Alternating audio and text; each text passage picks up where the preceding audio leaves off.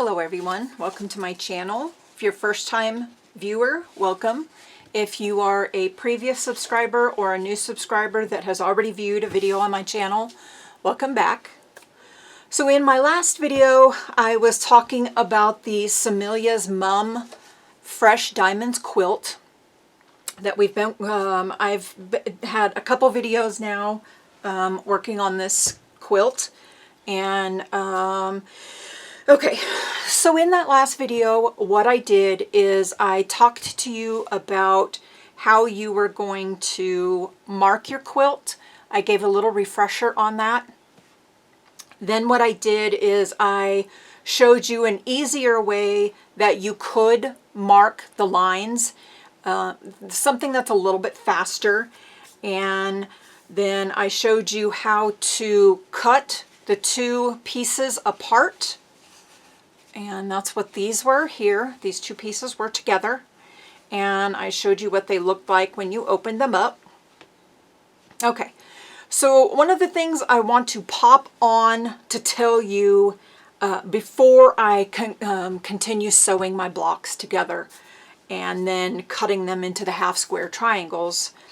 What happened was I was looking through the instructions and I learned that you're going to be cutting your squares when you get your half square triangles together, and that you open them up and you press them. I'm going to just finger press this one. You're going to cut off your dog ears. I already have one here on this edge cut, but I haven't done this one. What you're going to do is after you press all of your squares to, and she does say to the colored fabric. So in my case, instead of using the white that she said in her pattern, I am using a light blue. So whatever color you're doing, you're going to fold your side, your seam. You're going to press it to the darker side of the fabric or the colored side. Okay. And then what you're going to do is you are going to end up trimming these blocks down to 4.5 inches. Now, the reason why I popped on to let you guys know this before I finish sewing all of my pieces together, so you can see here that I have this piece here. Those were the ones I showed you already. These are the ones that I am putting the charm square with my solid fabric with the lined. Hopefully you guys can see those. You guys see the lines on there? My light's kind of washing them out. Hopefully you can see those okay. I know they're a little pale. But why I popped on to let you know is because if you do have charm squares that are a little wonky, like I talked about in the previous video, even if it's just 1/8 of an inch off here and there or 1/16 of an inch off, seriously guys, that can really mess up your quilt later on if you have that many blocks or that many pieces that are incorrectly cut. That's why it is important to always cut your pieces accurately. But why I wanted to pop on is I wanted to give you a little tip. So I know I cut my light blue fabric in the 5-inch, exact 5-inch, okay? And being that these are, so I have my 1-inch here, I don't know, let me move this up a little, and I don't know if you guys will be able to see it. But when I was measuring some of these, and also when I was working with them, I realized some of the sides kind of start off at 5-inch and they'll kind of curve a little bit. So they'll actually be like 5 1/8, 5 1/16. But that 5 1/8 can actually throw your quilt way off later. And it can cause some stress while you are doing your piecing. So one of the things I wanted to pop on and show you guys before I continue sewing my half square triangles together is I have flipped my fabric over, so these are all the ones that are marked. So I have flipped them over so that when I grab it, my marked lines will be straight up and down. Hope you can see that okay. So I'm going to flip that. They're going to be all flipped over. And what I'm doing is I know that my marked lines are straight up and down. And that's the way I want to keep those pieces oriented, like that. And I'm taking my charm square and I'm laying it on top of my pieces that I know I accurately cut. And when I purchased these, I've mentioned in all of the videos for this quilt that these are wonky. They're not cut accurately, and I really do believe that that's probably why they were on clearance, why I was able to get them for $8 a charm pack for batiks. Batiks are usually higher priced. So if you guys are familiar with sewing with batiks, you will know that. Okay, so what I am doing is I have my lines straight up and down. I'm taking my charm square and I'm laying it on top of my pieces that I know are accurately cut. And I'm just making sure that at least my points line up. Okay, so got that point. And this point is accurate down here. This point, these 2 points are matching. So with this side and this side, my points are matching. But look how much that point would be off on this side. Let me get the paper back here so you guys can see that. So you can see that on my piece here, my points, my edges are matching. But look how this one is. See how you got that little V? It's not accurate. They're not accurate.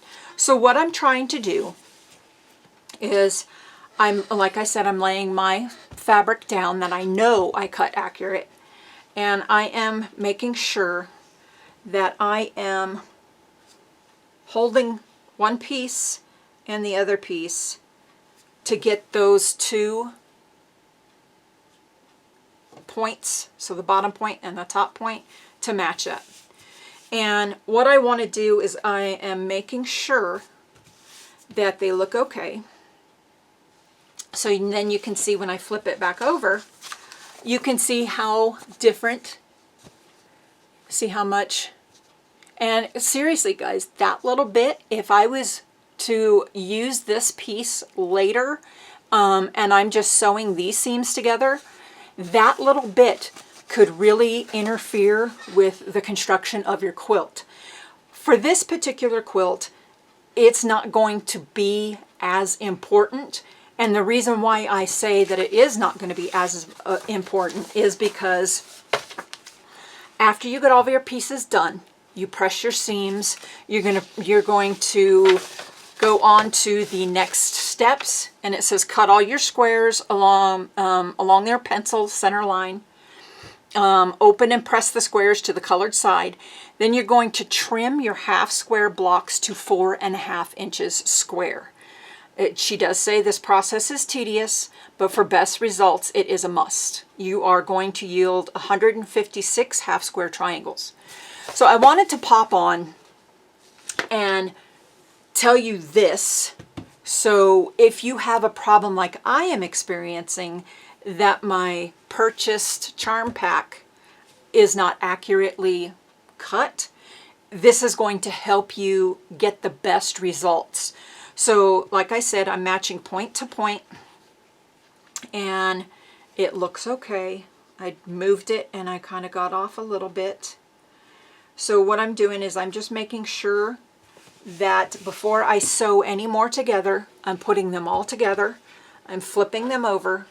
So I have my stack that I can just grab the next one. And you can see I'm off-centering them here. Can you see how I've got them all stacked? I'm off-centering them so I know where to grab easier. But I'll show you on this one that we had already cut, and I showed you after we sewn it, did each seam, I cut it, trimmed the dog ear. I am really lucky that I have a 4.5 inch ruler, so this is going to make trimming up my blocks more accurate and quicker for me.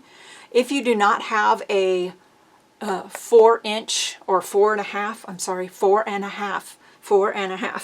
If you do not have a 4.5-inch square, if you have a 6.5, it's fine. All you want to do is with this center line, let me put the paper behind here. You can see that center line that runs down the middle of the, or point to point of the ruler. What you're going to do is you are going to make sure that you take, okay, these are my 1/2-inch sides. I am going to line it up this way because I'm going to go to my 4.5-inch mark, and the part where I trimmed my dog ear off already, I'm going to lay that right down on the block. And you want to make sure that you're getting your lines straight on your 4.5-inch. And when I do trim these later, I will zoom the camera in a little bit more so you guys can see exactly. I'll flip it over maybe to the darker side so we can see a little bit better. But you're going to want to make sure that you line that mark up. But with my 4.5-inch ruler, it is going to be a little bit easier for me. So I'm going to lay that right on my seam, right there in the middle. And then I'm going to trim my block up. And technically, I really don't have to cut off my dog ears before that step because my trimming is going to take care of that. Even if you are just trimming off as much as 1/8 of an inch or 1/16 of an inch off of each square, that is going to give you more accurate piecing and to match your when you were putting the quilt together. If you had to match your points, so when you're sewing, you would match your, like this, when our pieces are together, and then you got your, when you sew your pieces together, it's going to help you match your points. So our points, let me try it this way.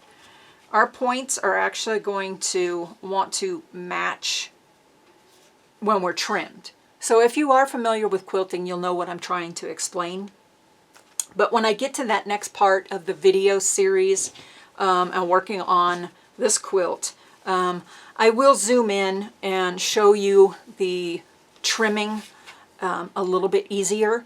And that way we can get the accurate pieces. But again, like I said, I wanted to show you this important step if you do have charm squares that are wonky, and it'll help you get the most out of your square, and make sure that with your pieces that you've cut accurately, you're going to get results, better results when you trim those pieces up later.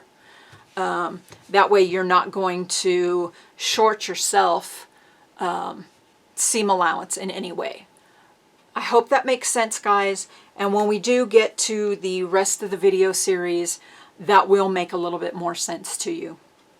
So what I'm going to go ahead and do, I did start sewing on this one, and this is that first line, and I'm going to flip it over and do the next one, but I'm going to be chain piecing mine together, and it's just going to be a little bit easier by chain piecing. If you do not know what chain piecing is, you're going to sew one piece, sew off that square by 4 or 5 stitches, add the next one without lifting your needle up or your foot, and you're just going to continue sewing right into the next piece.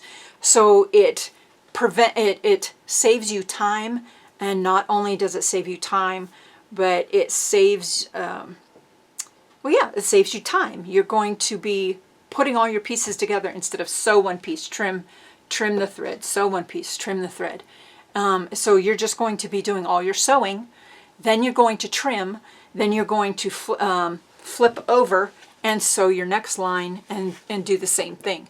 Like it says, it's chain piecing. You're just keeping the pieces in a chain, and it's just a more effective way of managing time while you're sewing. Okay guys, so I am going to leave the video off here, and I am going to continue stacking my pieces together. And again, like I said, I'm just matching one point and making sure I have that other point. And I may have to finesse it here and there just to make sure that I do at least have those points, this point closest to me and this point further away from me, matching up. Because when we trim, we are going to be trimming off that excess. Okay guys, thank you. I know this one was kind of like just another video kind of stuck in between these steps and the next step of doing our trimming. But like I said, I wanted you to know how to get over any disappointment of having a charm square that's wonky cut. Because truthfully, when we do purchase these are made for saving time. And if they are not accurate, it's not going to save anybody any time. I know some people say that you can take one piece and kind of like grab the corner and kind of like stretch it a little bit on the bias. I don't want to stretch anything, because if I stretch something in the wrong way, I could, I'm not saying it'll happen all the time, but it could distort my fabrics, the pre-cut fabrics. So when I am sewing it together, it'll be distorted when I go and put it together and wash it. So it'll be, hopefully that makes sense. Okay guys, if you have any comments, if you have any ideas on other ways for little time-saving tips, please leave it down in the comments down below. And if you haven't subscribed, please subscribe. Click that like button. That like button helps my videos get into the YouTube algorithm a little better, so my videos can be seen by viewers. Okay guys, we will see you probably in the next day or two. Today is Tuesday. I posted the last video on the 18th. There will be a video between that one talking about the laser issues that I had with that laser seam guide, that I ordered another one. There's going to be another video in between that one and this one. So yeah, we will talk to you guys all again real soon. Thanks guys. Bye.